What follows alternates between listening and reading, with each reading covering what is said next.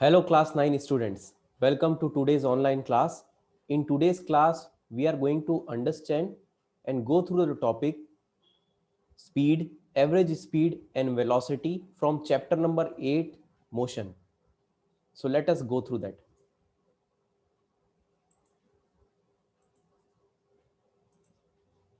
So let us first of all understand speed.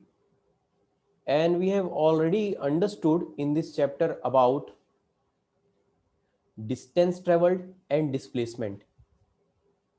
और पिछली ही class में हमने समझा है कि what are uniform motion and what are non uniform motion. So now we are going to understand about rate of distance travelled. मतलब कितने समय में कितना डिस्टेंस ट्रेवल हुआ, और उसी को हम कहते हैं स्पीड.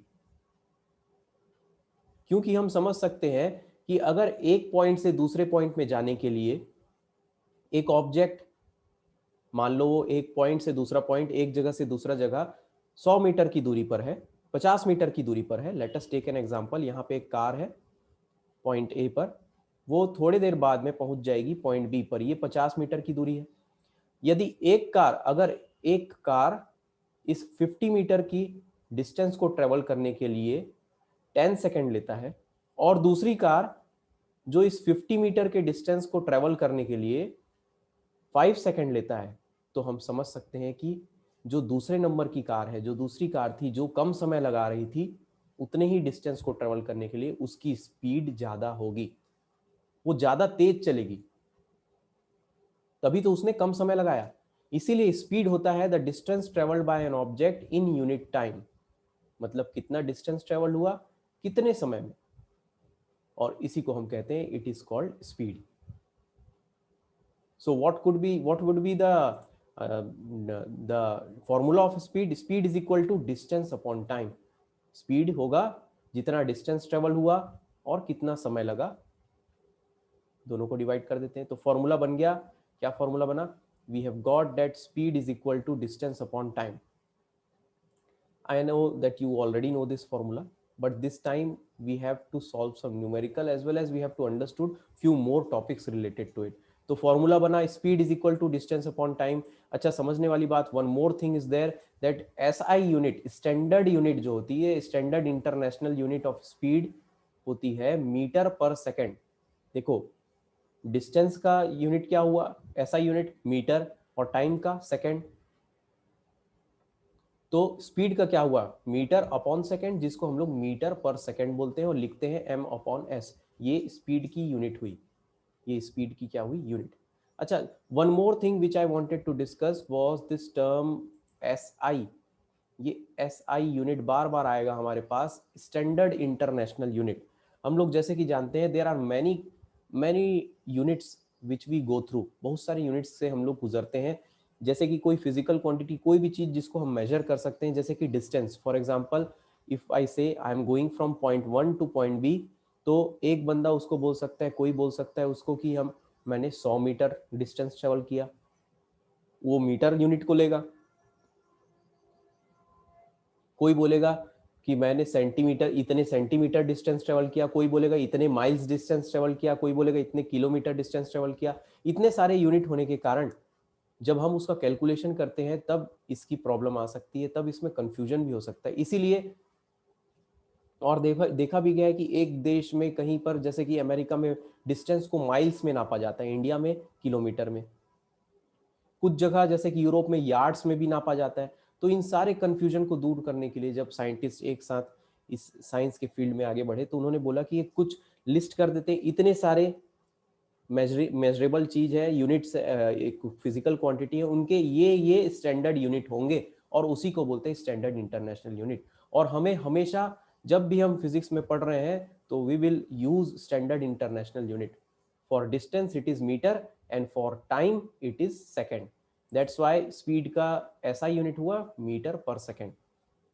तो इस एग्जांपल में एक कार पॉइंट ए से पॉइंट बी में गई, 50 मीटर चली, 5 सेकंड लगा, तो इसकी स्पीड कितनी हुई, distance 50 metre, time 5 second, speed is equal to 10 metre per second.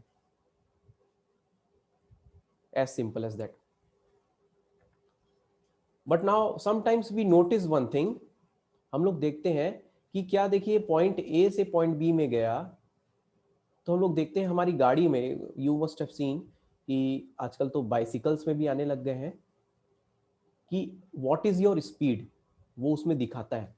Speedometer बोलते हैं उसे, एक गेज होता है, एक मेजरेबल मेजरिंग डिवाइस होता है जो स्पीड को कैलकुलेट करता है, स्पीड को दिखाता है। आपने देखा होगा कार्स में, बाइक्स में और साइकिल्स में भी आते हैं आजकल, दैट उसमें एक डायल रहता है, वो 10 kilometre per hour, 20 kilometre per hour, 30 kilometre per hour. Kilometre per hour यहाँ पे क्या है, यूनिट है स्पीड की। ऐसा यूनिट नहीं है मगर वो भी यूनिट है। देखो किलोमीटर होता है डिस्टेंस का ऐसा यूनिट, और आर होता है टाइम का। तो किलोमीटर पर आवर में वो स्पीड बता रहा है, तो ये स्पीडोमीटर हमें स्पीड बताता है, स्पीड बताता है। तो जरा सोचिए कि कभी हम लोग एक पॉइंट से दूसरे पॉइंट, एक जगह से दूसरे जगह जाते हैं, तो क्या हमारी हमेशा उस डायल में, स्पीडोमीटर में स्पीड एक जैसी रहती है? क्या वो कम ज्यादा नहीं होती? और अगर कम ज्यादा होती है तो जब हम कैलकुलेट कर रहे हैं, when we are calculating speed from point A to point B, then it is coming to be one value. But as we know in our daily life, जब भी हम एक प्लेस से दूसरे प्लेस जा रहे हैं तो हमारी स्पीड चेंज होगी। इसीलिए a new term comes, one new term comes that is called average speed. And what is this average speed? Let us understand that this average speed, in most cases, speed of an object along the whole path of distance traveled changes. Speed change होती रहती है। जब हम लोग अक्सर देखते हैं अपनी दैनिक जीवन में, in our daily life, rate of motion of such object can be expressed by average speed. अब देखिए एक कार है जो एक जगह से दूसरे जगह गई, शुरू में उसकी स्पीड बढ़ी, फिर कम हुई, फिर बढ़ी, फिर कम हुई। अगर पूछा जाए कि वो एक जगह से दूसरे जगह गई तो उसका एक जगह से दूसरे जगह जाने की स्पीड कितनी थी? एक जगह से दूसरे जगह जाने पर उसकी स्पीड कितनी रही, एक वैल्यू बतानी है आपको। आप ऐसे नहीं बता सकते कि मैं यहां से कुछ दूर चला तो इतनी स्पीड में चला, फिर वहां से इतने दूर चला तो इतनी। अब आपको पूरे डिस्टेंस को देखना पड़ेगा और पूरा टोटल टाइम कितना लगा।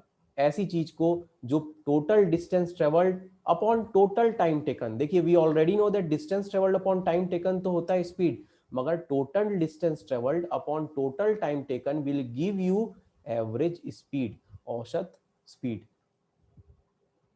Average speed. This will give you average speed. That's why average speed को हम कैसे डिफाइन करेंगे? The rate of motion of an object in which total distance travelled in total time taken is called average speed. Total distance traveled upon total time taken will give you average speed. Let us understand it with an example. Let us take an example. An object travels 16 meter in 4 seconds. एक object है जो 16 metre 4 second में travel किया, और उसके बाद and then another 16 metre और अगले 16 मीटर इन 2 सेकंड, 2 सेकंड में। What is the average speed of the object? तो उसका डायग्राम बना के समझते हैं। समझ लीजिए ये है वो ऑब्जेक्ट, एक ट्रक है समझ लो। वो पॉइंट ए से पॉइंट बी जो कि 16 मीटर था उसको 4 सेकंड में ट्रेवल किया, और पॉइंट बी से पॉइंट सी जो कि फिर से 16 मीटर था, अगला 16 मीटर था, मगर उसमें उसने कम समय लगाया, 2 सेकंड ट्रेवल किए बी से सी। यानी कि ए से बी 4 सेकंड 16 मीटर हुए, और बी से सी 2 सेकंड में 16 मीटर हुए। Calculate the average speed. Average speed का मतलब होगा ए से सी, पॉइंट ए से पॉइंट सी में पहुंचने के लिए उसकी स्पीड कितनी रही, क्योंकि यहाँ पे स्पीड चेंज हुई है। यू कैन सी दैट ए से बी में उसकी स्पीड कम रही होगी और बाद में फिर ज्यादा रही होगी। तो let how we can do, first of all will write down the given part, और this is going to be our pattern. हम लोग हमेशा ऐसी पैटर्न में सॉल्व करेंगे, पहले जो दिया है क्वेश्चन, जो पता करना है टू फाइंड, फिर जो पता है we know that, and in the end answer. So let us see given क्या है। पहला डिस्टेंस जो ट्रेवल किया d1 16 मीटर, पहले जितना टाइम लगाया t1 4 सेकेंड। दूसरा डिस्टेंस जो ट्रेवल किया d2 16 metre. Then after that time taken by from b to c t2 2 second. what we have to find average speed. We already know, we know that average speed is equal to total distance traveled upon total time taken. Therefore average speed will be d1 plus d2. total distance कितना हुआ, d1 16 plus 16, तो total distance d1 plus d2 and total time taken t1 plus t2. So average speed is equal to 16 plus 16 upon 4 plus 2, which will be average speed is equal to 32 upon 6. देखो 16 plus 16 32 हो गया, 4 plus 2 6 हो गया. 32 upon 6, when we will divide it, we will get 5.33 meter per second. This is going to be average speed. From point B, from point A to C, its average speed was 5.33. तो आपको ये समझना है कि what is the average speed is actually telling you. It is actually telling that how much total distance was traveled in how much total time. Even though the speed was changing in between, बीच बीच में speed कम हो रही थी, ज्यादा हो रही थी. हम आप सोचिए, आप घर से जब निकलते हैं and you go to some place, you ride your bicycle first of all slowly, then you speed it up, and when something comes in between you apply the brakes. आप फिर से धीरे होते हैं, फिर से स्पीड करते हैं, तो आपकी स्पीड बार बार चेंज हो रही है. यहाँ पे आप जो डिस्टेंस ट्रेवल कर रहे हो वो कम समय में, फिर ज्यादा समय में, इस प्रकार से बता सकते हैं. और अगर शुरू से आखिरी तक कितना ट्रेवल किए, कितने टाइम में, अगर यही बताना पड़े तो ये होगी आपकी average speed. In the end we will write the average speed of the object is 5.33 metre per second unit के साथ में. So now I hope that you have understood about average speed. We will also solve some more numericals related to it, but they are very easy. But now we are going to move to the next topic, velocity, which is new to you.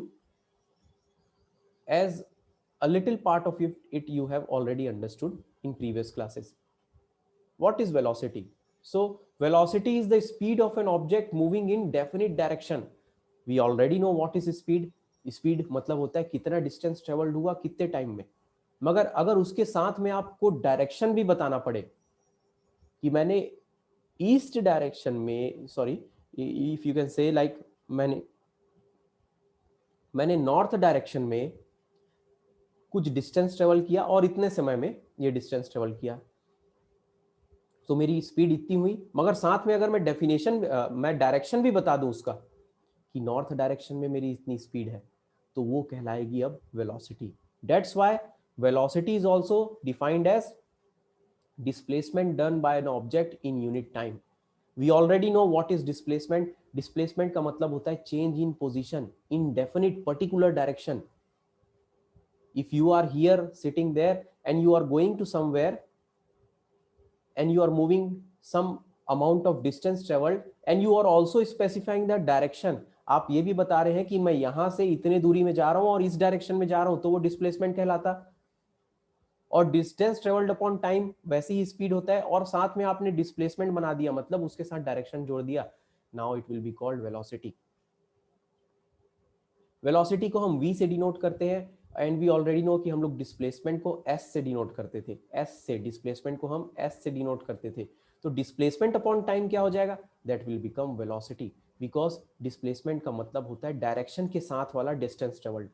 इसलिए distance travelled upon time taken तो speed होता ही था, मगर साथ में अगर direction आ जाए तो वो बन जाएगा velocity.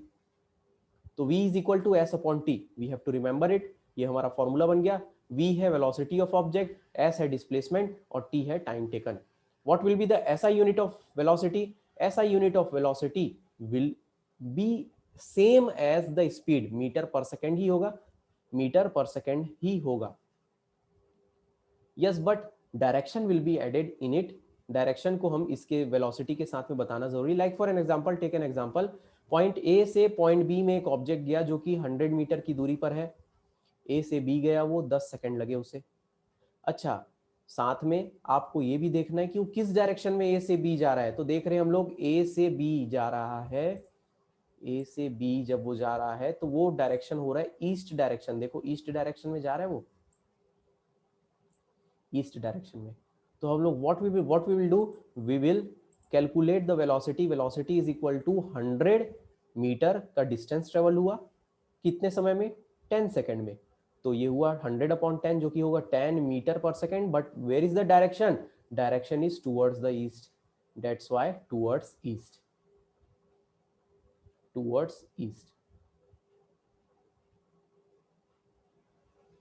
And one more thing, as we are discussing, as we are expressing the direction also in the velocity, we are expressing direction, हमको बताना पड़ रहा है velocity को define करने के लिए, velocity को पूरे तरीके से बताने के लिए आपको डायरेक्शन बताना पड़ रहा है, इसीलिए velocity is a vector quantity. If you don't remember what is scalar and vector quantity, go for the previous chapter, previous video in which I have already specified what are scalar and vector quantity. ऐसे quantities जिसमें आपको direction के साथ, magnitude के साथ, जिसकी value है उसको magnitude बोलते हैं, उसके साथ आपको direction भी बताना पड़ रहा है, उसको हम vector quantity बोलते हैं. तो velocity एक vector quantity भी है. So now this was it, and we will also go through some more numericals related, a lot of numericals related to velocity. But first of all, let us understand what we have understood today. We have understood about first of all what is speed. हमने देखा speed क्या होता है, कैसे calculate करेंगे, क्या formula है, क्या उसकी SI unit है. One more thing I will like to add कि speed जब हम लोग बता रहे हैं तो उसमें हमें डायरेक्शन नहीं बताना पड़ता. We don't need to tell any direction. तो ये किस प्रकार की फिजिकल क्वांटिटी हुई, किस प्रकार की क्वांटिटी हुई, एक स्केलर क्वांटिटी जिसमें सिर्फ मैग्नीट्यूड बताना है, उसका डायरेक्शन नहीं बताना है. फिर उसके बाद हमने देखा एवरेज स्पीड के बारे में, उसका फॉर्मूला और उसका न्यूमेरिकल देखे. And then we understood about very important topic which is velocity. We understood the definition, the formula, the SI unit of it, and a little example, small example. It is a kind of vector quantity. Then I'll give you some assignment question. Try to solve this question, try to answer it, and report back to me. 3 questions are there. We have understood what is velocity and what is speed. So why not answer about the difference between them? So what are the differences between speed and velocity? Second, what does the odometer of automobile measures? ये odometer क्या होता है?